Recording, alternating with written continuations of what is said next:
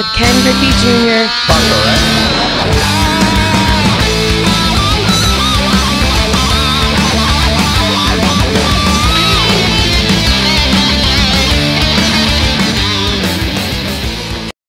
We got Charles Damian Allen on from TAW Paintball. What's up, Big D? Hey, what's up, Brian? Hey, you know what? You're doing just fine with the technical difficulties. No worries. Beautiful.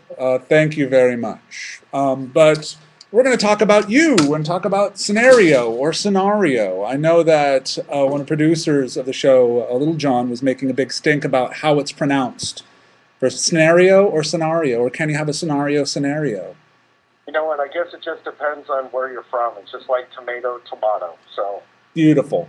Thank you. For me personally, I call it scenario. Okay, that works for me. So tell me about TAW. And those of you guys who haven't seen the new site, it's absolutely gorgeous. I'm going to toss up some pics of it right now. So give me the intro, and I'll do a little bit of technical do-how. All right. Well, you go ahead and do that, Ryan. Like Ryan said, this is Damien from TAW Scenarios. We've been producing scenarios going on since end of 2002, beginning of 2003, and we're starting a new season coming up. Our first event is going to be this February 6th, 7th, and 8th of a combat zone in Oroville called Malice in Bunkerland. This storyline was, the idea of it was brought up to us by one of our players, Mika. He used to be part of Team Lockdown. He's now part of Team Alpha Wolf.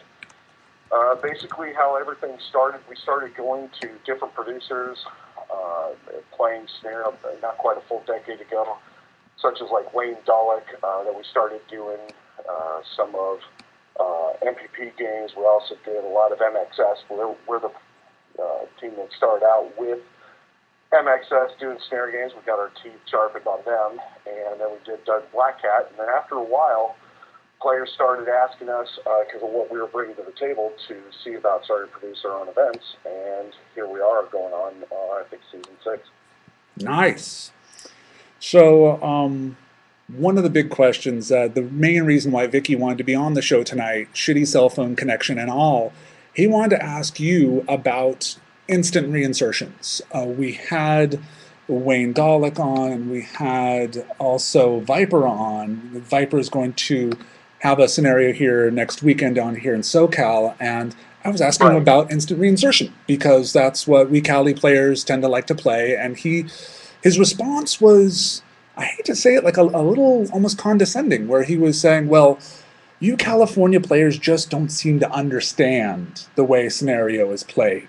You see, we here on the other side of the country have played scenario for, 15, 20 years. We know how the long-range tactics and all the blah, blah, blah works. So it's more of like a spray and pray sort of thing. You sells a lot of paint, you have a good time, but it's not really, you guys will understand. You're a little young yet. We're like, what? So I wanted to ask you what you think. See, Pirate the Win says instant reinsertion kills games. Okay, well, actually, when it goes to each of the different producers, first off, every producer does something different. They view things in a different way. This is only just a handful of the sections that feel the same way. When it comes to instant reinsertions, it just depends on how you do it. Now, before we even started producing events, we started playing different producers' games that had the reinsertion windows. Now, most of the time that was a reinsertion window was every 15 or 20 minutes, and that kind of sucked player who all of a sudden just gets out on the field, gets shot within the first minute, and then has to sit out, 13, 14 minutes. And when players already pay a considerable amount of money when it comes to scenario play, they pay to play, not sit and wait. And so it just depends on how the reinsertion is done. For us, specifically at TAW, reinsertions work best because the automatic reinsertions work best because, well, we have our medics who heal body shots from the neck down. We have field surgeons that heal head shots. And then we have the multiple respawn points on the field. It's just like the game Risk or Battlefield 1942, where you have multiple reinsertion points. The more reinsertion points you hold on the field, the more respawn points you have. So in doing that, it keeps the players on the field, gives them the most amount of play time, it doesn't cause them to overexert. How many, for you, Ryan, or myself, from my experience, or your listeners, how many of us have played events that had reinsertion windows where all of a sudden you have a team or half the army camping right in front of a reinsertion window, and then when the reinsertion window opens, it's just total spray, spray and pray, and just everybody gets lit up, and it turns for a real bad time. When it comes to comparing, West Coast versus the East Coast, again, you're dealing with different mindsets of players, and out here on the West Coast, it has seemed that the players have liked the automatic reinserts because they get out of the game, they get to play more rather than just sitting around. It seemed like that was sort of their sort of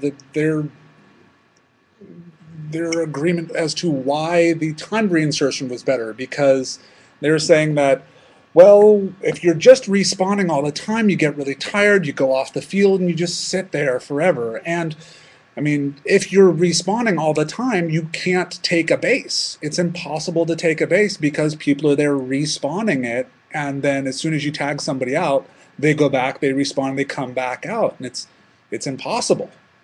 Right. Well, what we've done specifically with our reinsertion points is the way we do it is, say you're on your way to go attack a base and you get eliminated. Medic and a field surgeon's not available. You go back to one of your local flag stations that you control, and you tag back in, you're back in play. Again, there's pros and cons with both sides. It basically depends on the individual player that's in that situation. How many players truly like waiting that 10, 15, 20 minutes for that window to be open? Or, the flip side of it, a good majority of players are liking that they're actually getting out to play more. Again, it's not necessarily going to fall on the producer as much, other than offering what he or she do. It's going to fall on the player to decide what it is they like, and then giving that feedback to the producer, because there's nothing stopping a producer from saying, hey, for this upcoming game, instead of automatic reinserts, we're going to do reinsertion windows. That might be something a producer can do to change things up and let the players decide what it is they like.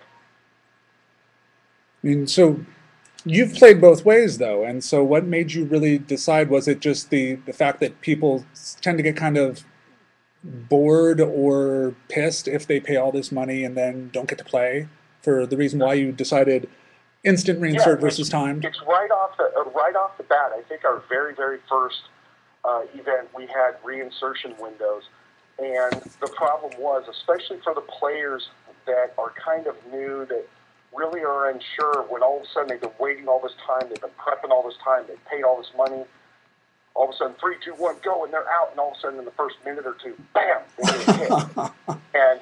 and all of a sudden they're like, crap, well, this sucks. And they they kind of stomp off with their head down, kind of demoralized that they have to walk all the way back to a single reinsertion point or window, and all of a sudden here's the clock. And how many of us have stared at those reinsertion clocks, watching those seconds feel like hours? And then all of a sudden, oh, here we go, 3, 2, 1, go, wow, crap, turn around, wait another 15 minutes. Not only that, the other side of it was saying that it'd be great if they actually worked the way they said they should, where at the reinsertion window, you were live, you were able to go out, and both teams were able to go in, and they can swarm in battle and slowly pick each other off and ebb back. But what normally happens is they're not quite synced right, or one side, the ref isn't looking, and so you're like, hey, ref, it's time to go, it's time to go. It's like, no, it's got another 2 minutes. Like, no, ref, look, no, wait another minute and a half, player, and you see the other team just swarming out and taking over half the field, and you're like, oh.